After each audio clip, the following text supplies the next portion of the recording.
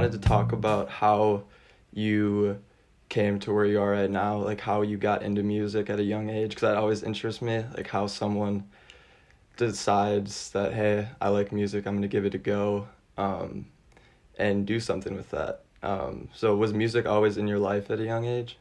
Yeah, Yeah. yeah. Both of my parents are musicians. Okay. My dad's a drummer, Nice. and my mom is a singer, and she played guitar as well. And they were actually in a group together. And even though neither of them ever like pushed it on me or anything, Yeah.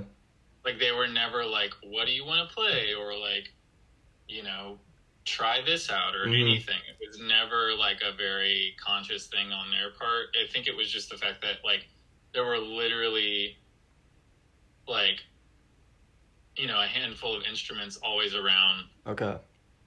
and like I think just that being around and them listening to records and like us going to their rehearsals and stuff like that, it was just such an integral like part of like it wasn't something that was like, oh, this is their job, or oh, this is like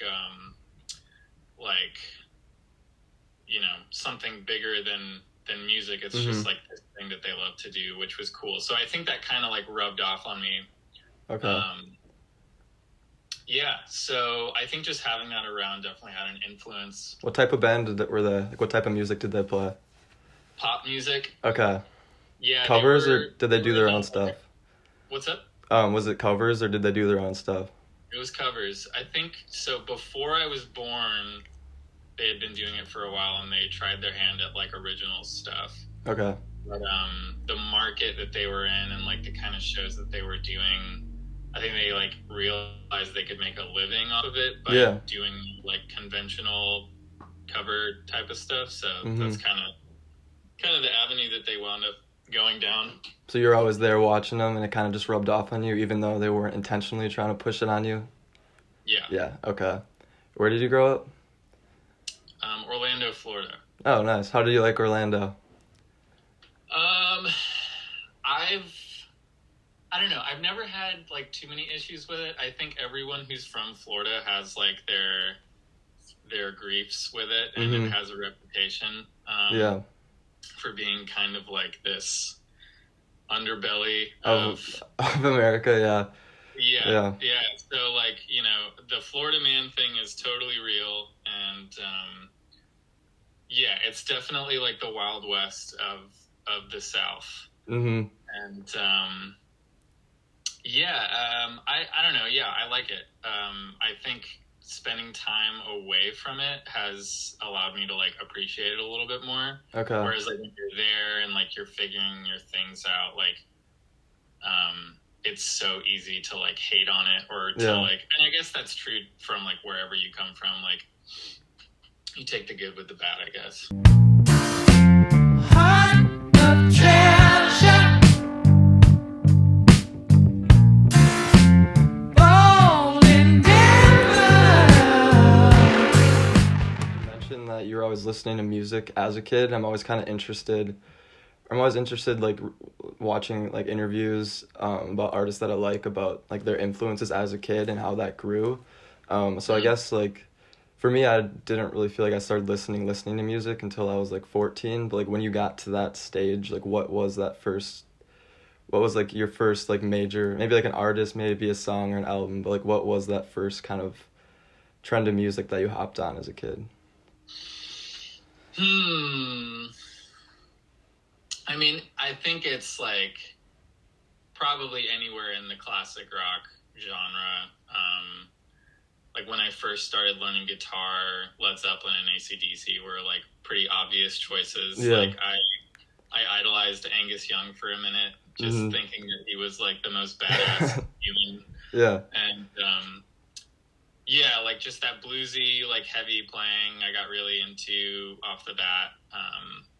And then like yeah, like Jimi Hendrix was huge. Not just because of like being a virtuoso Of the guitar guitars, player yeah. that like did something that no one else has done, but also just like being such a soulful player and like writing really really cool psychedelic Mm-hmm. So yeah, those were definitely some artists that were like huge for me, like when I was kind of first getting into it. So more, did you more tend towards the old stuff, or was there contemporary interests, or did you kind of like that 60s, 70s, like rock, psychedelic? Yeah, yeah, I was definitely more into the classic stuff at first. Like that's like what I immersed myself in at Mm-hmm. first. Whereas like anything that was contemporary that I may have been into at the time didn't like inspire me. It was more of just like a this is cool, it's Yeah. cool, or this image is cool, or there's something about this that is relevant to me rather than like inspiring me to like play But or yeah.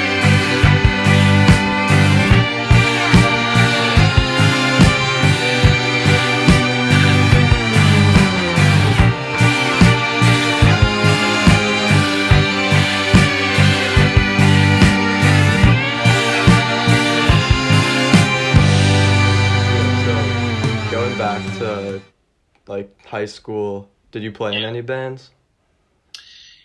Or how Yes. did you get like I guess what I'm asking is like when did you come to the point that you were just jamming out in your bedroom and enjoyed listening to music to the point where you're like, "Hey, I want to make my own stuff and I want to do something with this." Yeah. Yeah, it's probably just kind of like realizing how big of a part, like how crucial of a role that like music was playing in like my social life, like just like Mhm. getting to know friends in like middle school, Yeah. just through like similar interests in music, like Mhm. because I was like kind of shy and like didn't really like fit into like a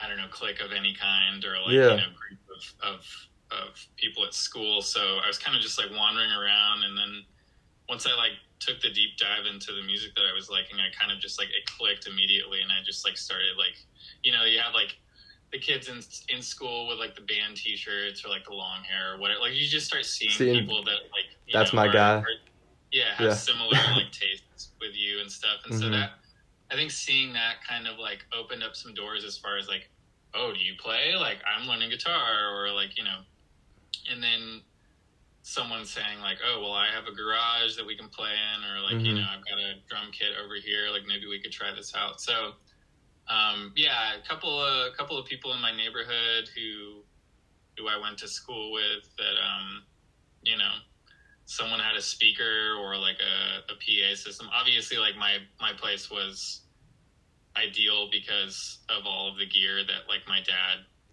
had Yeah. available. He didn't mind like lending us or whatever. Mhm. So very privileged in that respect. But yeah. So it was kind of just like seeing people who were into the same stuff that were just like weren't trying to make it or trying to like do anything other than just share the joy of like learning these songs and just jamming out to stuff that everyone was listening to at the time. Yeah. So what was Fat Night your first kind of entrance into playing live, or was there bands or solo performances before that? Yeah, Or I guess just like mixing songs, recording as well. yeah. I so throughout this process, I started learning about recording on my own, just with like some basic like recording programs on the computer, and this was like after the jam sessions had taken place and started like the idea of like writing songs were becoming more of a reality. Mhm. But in that process, yeah, like um, my first band was this group called the Broken In. We were like the high school like rock Right, yeah. band. And that kind of lasted from like 10th to 12th grade, a couple of years outside of high school, and then it turned into me playing with the dudes in Fat Night more often. But yeah, all of us went to school with one another, and everyone was always playing, in some like there were high school groups where Ted and Gabe had a band, Mhm. and then me and Ted and Nick had a band. Okay. And then you guys kind of melted together. Yeah, after a while, I think it kind of just started making sense of like, and like, especially in high school and like getting out of high school, like your, I don't know, like your musical taste has like, if you're a musician at that time, like your tastes start to like evolve and like mature a little more. So Mm-hmm. like, I think we all kind of just started like meeting at this place where we're like, oh, you like this? Oh, okay. So let's like try this out. What was that common ground that you guys? Because obviously you're each your own individuals and stuff, but what was that like that common ground that you guys all shared when it comes to like musical interests? I think it turned into like soul music, just Okay. like, Yeah, I hear that a lot in your guys' record, especially your newest one. thanks. Yeah. Yeah. Yeah. Like, yeah. Cause we were all really into like, just like funk. Like if it was like the funk, like what's the funkiest thing, Mm-hmm. like, and, or yeah, like the least known, like funkiest thing, whether it was like a break beat or like some like, some aspect of the recording or whatever, like we just get really into that. But then after like getting to know that style for a while, like I think I don't think it was like a conscious thing, but like I don't think we really associated with being a band or musicians that liked to jam a Mm-hmm. lot. We liked like constructing songs and like coming up with cool ideas and stuff like that. And I think once we incorporated Gabe into the group, like obviously vocals became like a lot more of a prominent thing. But Mm-hmm. yeah, like artists like Otis Redding and Aretha Franklin and like Yeah, Stevie Wonder that's and stuff like awesome. that, like just like the classic stuff. Yeah. I feel like it was stuff like that where we were like, okay, this is like there's this side of this, and then Mm-hmm. there's this. Like you can like go this route where you are a lot more focused on just like jamming and being like this fun instrumentally, influenced band, or you can like take it this direction and like write really cool Songs, songs, yeah. you know? Mm-hmm. Yeah, your song like everything sounds very polished. Yeah. It was a good like a very good quarantine album. Like when you're at home, kind of like for me, it was a big album that I listened to on walks. Like it made me, I don't know, just the grooviness of it and the soul. I could hear the soul, hear the funk, and it was just random. Like I could very self indulgent if you like if that's fair to say. Like it just I could Absolutely. yeah like I could hear like the personality, and then I watched your guys' music videos as well, and it just looks like you guys are having fun, and that's the type of music that I really like listening to. Yeah, I think that's always been the constant. Like I don't think anyone has ever really like taken themselves too seriously. Yeah. Um as far as like, the outward presentation of the group, I think it's always been about just like, you know, we have a good time playing this music, and that's all we want people to have, Yeah. when they see us. Stormy weather, pluck your feathers. Now or never, flock together.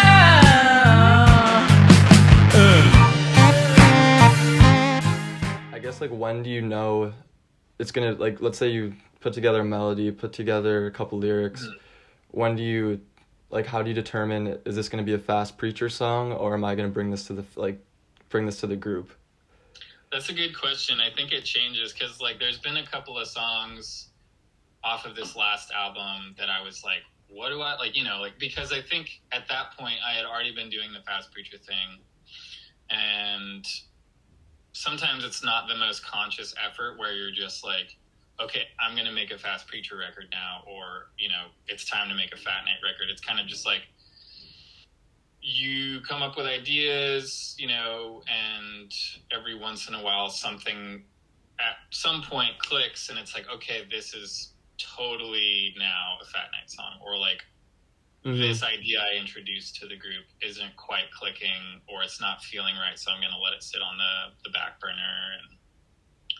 And sometimes it just like takes its time, and yeah, like that happened with that song Heart that's on the new album. Like I think it was like one of the more like subdued, like kind of laid back, kind of folky Yeah. kind of songs that we had ever tried out. And at first I was like kind of self-conscious about it. I was like, I don't know, like, is this our sound? Like, is Yeah. this something that would work with this group?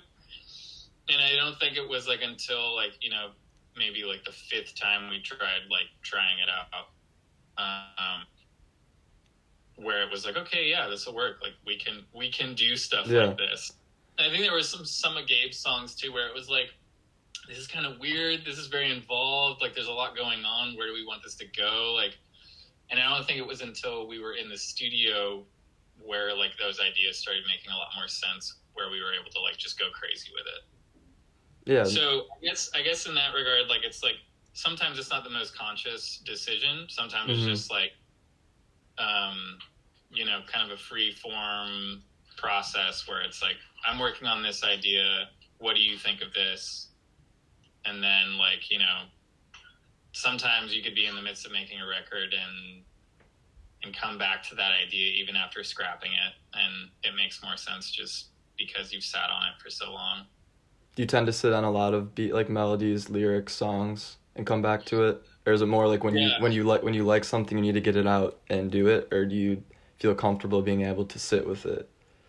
I think it depends. Once again, like there are some songs where it's just the idea is clear enough off the bat where you can share it with whoever, and you're like, okay, this makes sense. Whereas like sometimes it just either takes sitting on it and then like listening to it again with fresh ears like a year later or something, or just coming back to that idea after like you've learned something, or you can you're not like overthinking anything too much.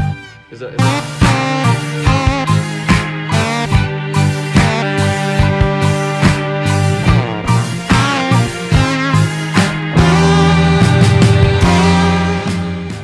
question? Stick Together. Is there like a John Lennon sort of? Have you ever heard the song "Look at Me" by John Lennon? Yes. Yes, I heard that. I was like, I've heard that like line. I think it's like halfway through. It's like, what is it supposed? Yes, I was like, yeah.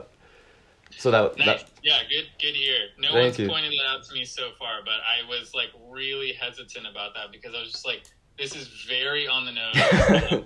No one thinks that I'm just like stealing this idea, because I didn't even know what it was until like I listened to that album and I listened to that song plenty of times. But I was like, I wasn't like conscious of what I was doing until like the song was almost done, where I was like, this is exactly like something. I don't know what it is. And then I like heard that song. I was like, oh, okay. So maybe you paying homage a little bit after you realize there's some similarities. Yeah, and that happens a lot. Yeah. I mean, like, that's all over Fat Night stuff, just because, like, we kind of, like, wear our inspirations, like, on our sleeves, and, like, aren't really afraid of, like, of quoting something, or, like, whether it's a musical idea or, like, a melody or something, but try to make it your own. I don't know. That's kind of, like, the goal. Is, like, keeping it fresh while, like, I don't know, like one of my favorite groups that does that is Krungbin. I don't know if you've listened to that. Yeah.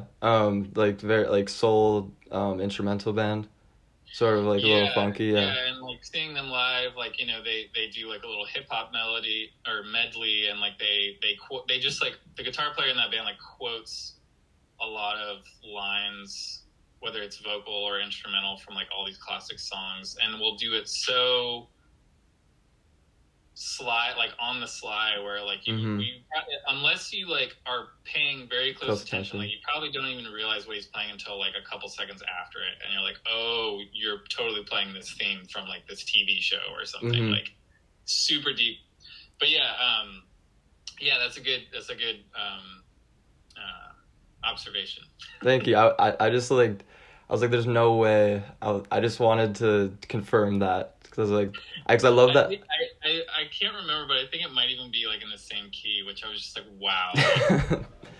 Wild that it was so close and I wasn't paying attention to it until like mixing the song. Yeah.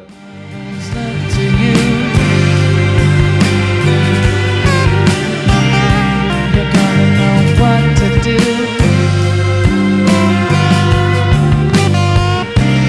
What am I supposed to do?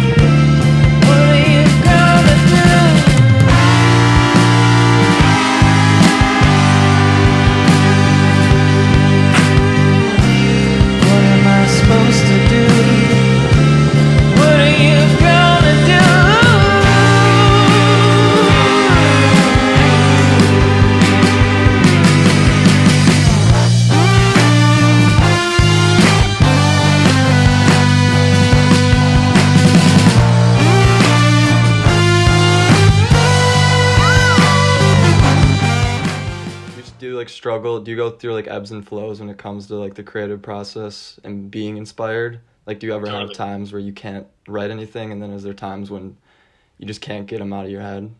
Totally. Yeah. Yeah. And that's usually how it goes. It's like you go through this hard time of like forcing something or trying too hard on something and nothing's clicking. And then all of a sudden something happens and you have like all of these ideas.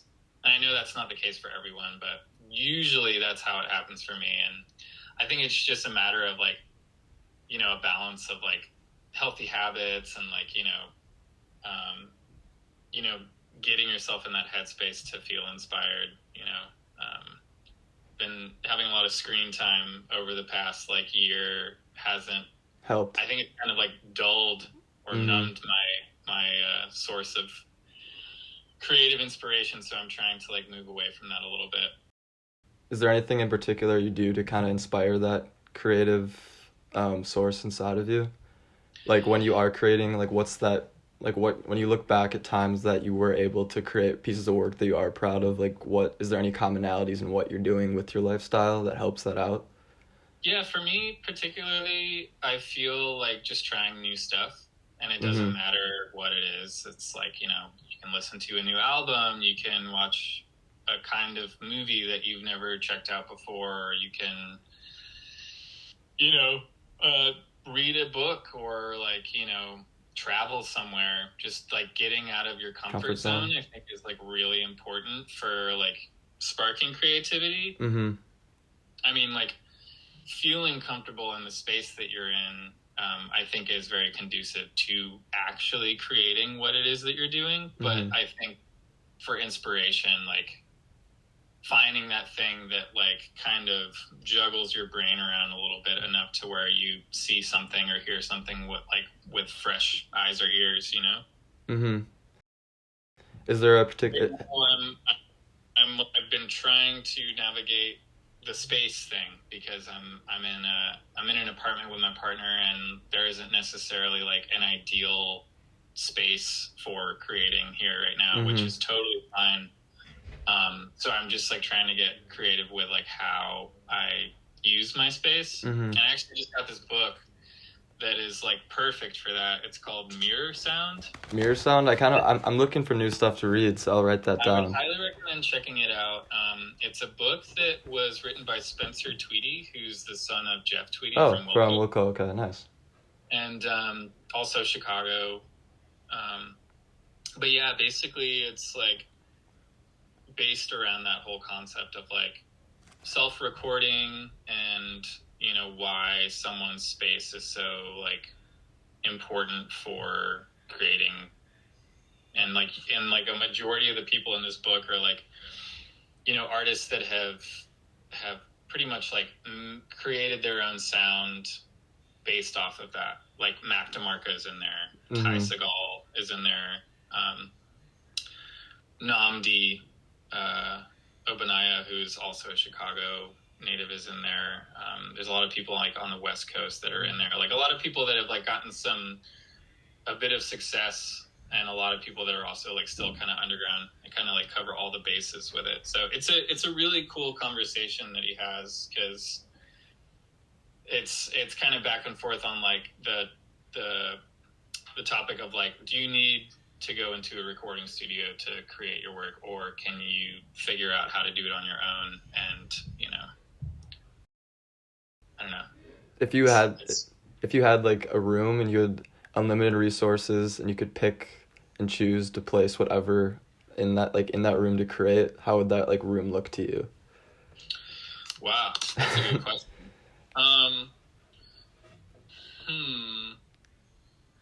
Yeah, I mean, like having somewhere that could hold, a drum kit, and some amps and some synths. I think somewhere that's relatively remote, like somewhere that's not surrounded by city noise, would be ideal. I really like, going on road trips and hiking and being in nature. So I think like somewhere somewhere that's kind of secluded would be ideal for me.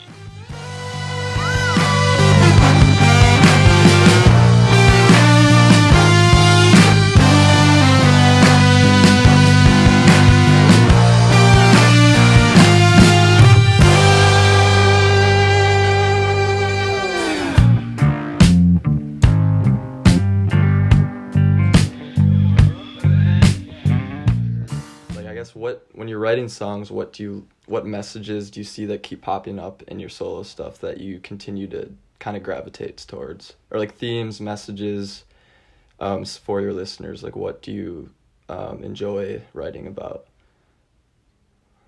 Yeah, I feel like with the last EP, the Figure It Out EP, and kind of moving into this next group of songs that I'm working on right now, it's kind of about like the human experience. Mm-hmm. I feel like I tend to get a little existential, and have been over the past couple of years, just when it comes to like expressing myself. Mm-hmm. And I think that's like something that a lot of people can identify with, because Yeah, for sure. we're in a very strange and stressful time right now. Mm-hmm. So I think that's like, you know, kind of just like capturing that through my own lens and expressing it the best I can, while also like pushing myself creatively is kind of where I've been at. Kind of just like pondering, you know, the day in, day out activity, and kind of challenging it a little bit, I guess. Mm-hmm. Yeah. Has the pandemic changed, I guess, how has the pandemic changed how you write, or like what's going on in your head? I think it's a little easier to like draw some inspiration from like the like onslaught of news that's happening every day, and like things that everyone is like are learning right now. I feel like everybody's like unlearning and like learning not only about like, you know, these like social like crises at the moment, but also like learning a lot about themselves and like, you know, where they fit in society. Yeah. Like I can definitely, being a college student going through this right now, yeah, there's a lot of existential thoughts running through my head that may not have been there 4 years ago. And it's a lot harder to get motivated, I guess, when it comes to, I mean, you can probably the same, I don't know if motivation has become an issue with you when it comes to songwriting, but I can definitely see that when it comes to like just studying and just being productive in general. Absolutely. Yeah, like, you know, going back to that conversation, it's like sometimes you just have to either like allow yourself to totally step away from it and just like, it's gonna come, or in another instance just like push through it and like force yourself to try what you can until it makes sense. Like I've gone through both of those phases, and like sometimes it's good and sometimes it doesn't really yield anything. So, and I think it's just like being patient with yourself and allowing, like, especially right now, like I've been like anyone I've been catching up with, whether it's friends or whatever, like the one thing that I feel like I've come to the conclusion with is, or like the one thing that seems to be evident in those conversations is like, you're allowed to be depressed, you're allowed to be angry, you're allowed to feel very unmotivated and like not understand anything that's going on right now, because nothing makes sense.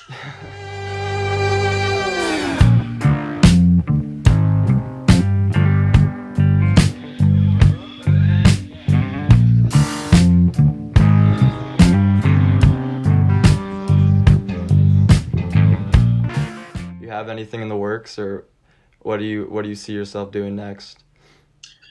Yeah, I am just approaching demo season for Fast Preacher, and a goal of mine with that is to collaborate with as many people as possible. So, you know, meeting a lot of people in Chicago, a lot of musicians and stuff, I want to like tap their shoulders and see what's going on with them. And I think one thing that this pandemic has brought out of working musicians and people that do like collaboration is like a broader sense of community, since like we are so connected through the internet and like able to do stuff like this Zoom meeting, or like, you know, share ideas with one another. Mm-hmm. And you know, sometimes you end up meeting people that way that you can work with, or, you know, try new ideas out with. So that's something I'm trying to take advantage of right now, and just see who I can reach out to and who's down to try stuff. Mm-hmm. And yeah, kind of just make it this collaborative experience, rather than it just being, you know, Fast me preacher, bottling yeah, in your head. and putting it out there. You know, I think it's a little more fulfilling when you're able to get fresh perspectives on stuff you're making. So that's kind of my path right now. And yeah, with Fat Night, we're working on some stuff. I don't know if we're ready to announce anything yet, but everything is slow. That's very fair. We're going to take our time on stuff just to make sure that it's right. So is your new album gonna kind of continue on that more psych heavy sound that like from Figure It Out, or is working with new people kind of opened you up to new sounds? I think it's going to open things up. I think it could go in either direction. Okay. From my standpoint right now, it's a bit more instrumental. Mm-hmm. It's a little bit more focused on guitar itself, as opposed to like these songs. But, you know, that could change. I think depends on who I wind up working with and where I wind up tracking, and you know, how some of the songs evolve, which sometimes you don't know until it's done, like where it's headed. So awesome. Well, Dan, I appreciate it. This is very kind of you to sit down with me on this Sunday. I hope you have a good day, and I wish you the best of luck on your new project. I'm excited to listen to it. I'm going to keep listening to Figure It Out in the meantime, though. Thanks, Sam. Yeah, no it was problem. great to talk to you. I'm glad that you reached out. Yeah, no problem. Have a great day. Appreciate it. Thanks, man.